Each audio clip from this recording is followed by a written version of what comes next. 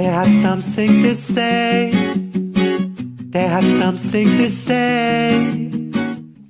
Bonjour à tous, alors pour cette troisième vidéo sur la communication animale, j'ai décidé de parler d'un thème un petit peu particulier finalement et ce sera mon parcours. Alors pourquoi mon parcours? Pourquoi parler de moi? Parce que finalement vous devez vous dire elle est bien gentille, elle nous parle de la communication animale, mais d'où elle vient, qu'est-ce qu'elle a fait, et puis c'est un bon exemple aussi pour vous montrer que c'est pas forcément une histoire de don, où je suis pas forcément née au milieu des loups pour pouvoir parler aux animaux de manière très intuitive. Je dis par contre que j'ai toujours eu, évidemment, ça paraît très cliché, on est nombreux à le dire, un lien particulier avec les animaux depuis que je suis toute petite, quels qu'ils soient. Alors j'ai pas eu d'animaux quasiment à la maison, j'avais quand même un lien particulier, voilà. Les chats dans la rue, il fallait qu'il y ait une personne qui aille voir les chats, c'était moi. Toujours en photo avec des poneys, avec des ânes.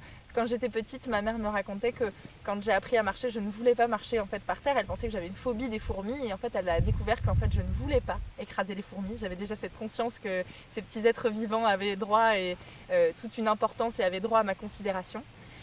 Plus tard, ça a été les chats, soi-disant sauvages, d'amis chez qui je dormais, qui me disaient non mais alors là, celui-là laisse tomber, tu pourras pas l'approcher. Et puis en fait, je me réveillais le matin avec ce fameux chat couché à côté de moi ou sur ma tête. Je me disais il y a quelque chose de particulier. Et puis à 8 ans, malgré le fait qu'il n'y ait pas spécialement d'animaux à la maison, j'ai décidé et j'ai demandé à mes parents de monter à cheval. Alors je dis décidé parce que je ne les ai pas lâchés pendant 2 ans. La première année, je n'ai pas pu m'inscrire, la deuxième, enfin bref, voilà. Ils ont bien compris que c'était pas un caprice. Et la troisième année, j'ai pu m'inscrire. Donc à 8 ans, j'ai commencé l'équitation. Et puis tout ça s'est développé. Avan, une de mes juments dont je vous parlerai un petit peu après, est rentrée dans ma vie très tôt, vers l'âge de 10 ans. Et de là, tout a commencé. Malgré tout, et malgré cette relation et ce lien très intuitif et très fort avec les animaux, jusque-là, pas spécialement de contact vraiment comme on peut le décrire, comme je vous l'ai décrit tout à l'heure dans une autre vidéo avec le côté intuitif, avec des images, tout ça je ne l'avais pas. J'ai dû attendre quelques années lorsque j'étais professeure d'anglais pour vraiment avoir besoin de cette communication animale et besoin de cet outil. Ma jument Avan s'est fracturé un membre et je voulais, après l'opération, être certaine que j'avais pas décidé de la faire vivre et de faire cette opération pour moi, mais qu'elle était bel et bien heureuse et qu'elle avait vraiment envie de vivre cette vie-là.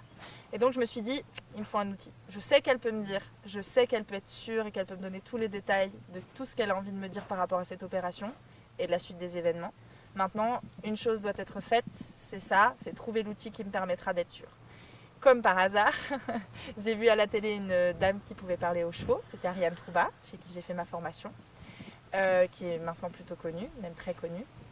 Et je me suis dit oui, mais comme tout le monde, voilà, j'ai pas de don, c'est pas pour moi, elle est trop loin, etc., etc. Vous connaissez l'être humain, on met toujours des barrières. J'ai donc abandonné l'idée.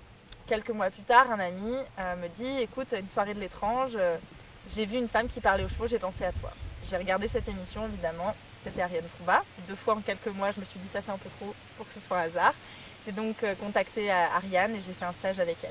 Voilà en fait le démarrage de tout ça.